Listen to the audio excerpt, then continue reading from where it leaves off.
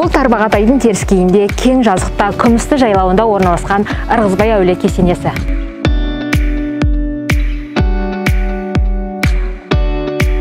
Кесенеге дейін кең даланың таулы тасы мен жазық даласын, әсем табиғатын тамашалап барасыз.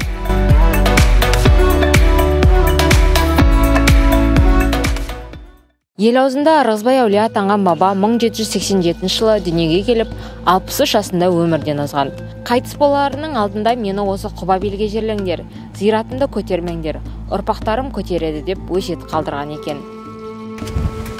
Ырғызбай әулие тәуіп молда кісі болған. Алдына келген кісілердің емін алдын ала біліп, дала зертханасындағы шөптермен емін жазып беріп отырған.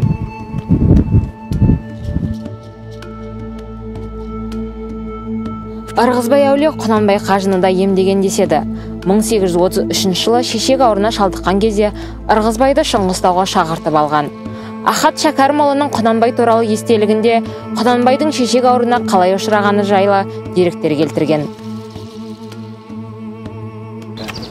Ырғызбай әулие Қытай емшілерінен байланыс жасап тәжірибе алмасып отырған. Еміне дауыз деп келген жандардан ақы алмаған.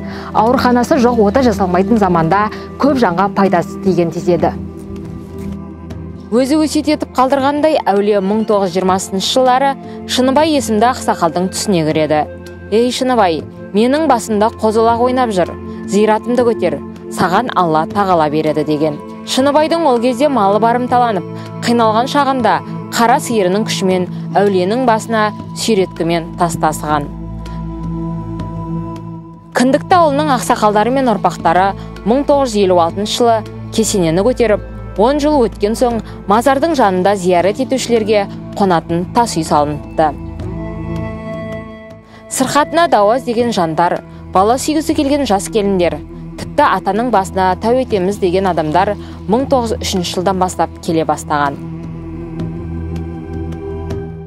Соңғы жылдары Ырғызбай ата кесенесі Баянауылдың қызыл гранитімен қайта өріліп, кешен аумағында жалғыз мазар ғана емес, кітапхана, мұражай, қонақ үй салынған. Кесенеге келушілер әулие басына түнеумен шектелмей, кең даланың саф ауасымен таныстап, бай мұражай мен кітапханадан үлкен рухани ләззат алып қайтады.